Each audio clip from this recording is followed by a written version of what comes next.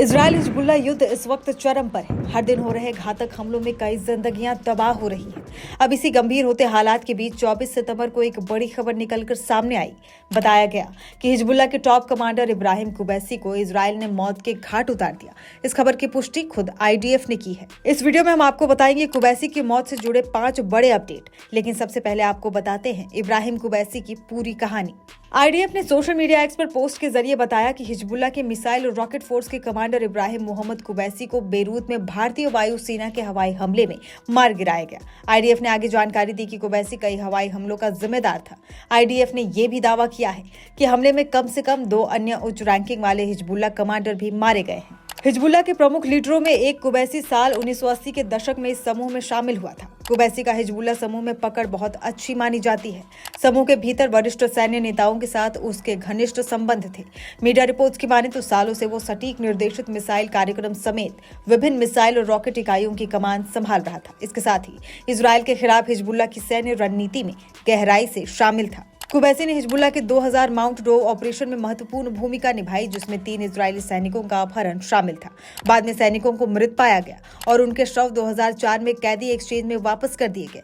उस high profile हमले में उनकी भागीदारी ने हिजबुल्ला की सैन्य शाखा में उनकी स्थिति को मजबूत किया। अक्टूबर 2023 में गाजा युद्ध के बाद इजरायल और हिजबुल्ला के बीच हिंसा में हुई बढ़ोतरी के बीच अब मिसाइल हमले हो रहे हैं। अब ये चिंता सताने लगी है कि मिडिल ईस्ट में कई मोर्चों के शामिल होने से ये सब पूर्ण युद्ध में न बदल जाए, जिसमें यमन और इराक से ईरान समर्थित संगठन शामिल हो सकते हैं। लेबनान के स्वास्थ्य मंत्रालय का कहना है कि दाहिया पर हुए हवाई हमले में 6 नागरिक मारे गए हैं और 15 अन्य घायल हुए हैं।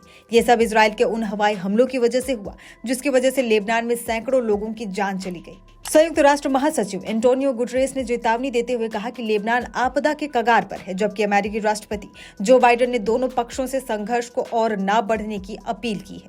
इजराइल के प्रधानमंत्री बेंजामिन नेतन्याहू अपने रुख पर कायम है। उन्होंने लेबनान में हिजबुल्ला के सैन्य ठिकानों पर हमले जारी रखने की कसम खाई है। उन्होंने कहा कि हम हिजबुल्ला पर हमले जारी रखेंगे, मिसाइलों को जगह देने वाले घरों को नष्ट कर दिया जाएगा। 23 सितंबर को इजराइल डिफेंस फोर्स ने लेबनान के संगठन हिजबुल्ला के 800 से ज्यादा ठिकानों पर ताबड़तोड़ हवाई हमले कर दिए थे।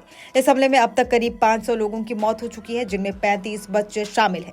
इस एयर स्ट्राइक में करीब 2000 से ज्यादा लोग जख्मी हुए हैं। बता दें कि इजराइल बीते साल 7 अक्टूबर के बाद से जंग लड़ रहा है। इजराइल हमास से शुरू हुए जंग में हिजबुल्ला अब तबाह हो रहा है। पहले हमास ने इजराइल के खिलाफ बड़े पैमाने पर हमले किए, इसके बाद इजराइल ने हमास के खिलाफ जंग का ऐलान कर दिया था।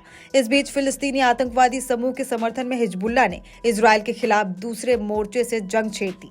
वो लगातार इजराइल को नुकसान पहुंचाने में जुट गया। हालांकि हिजबुल्ला के हमले के बाद इजरायली सेना ने भी उसके खिलाफ जवाबी कार्रवाई तेज की। इसका बड़ा उदाहरण बीते दिनों लेबनान में देखने को मिला।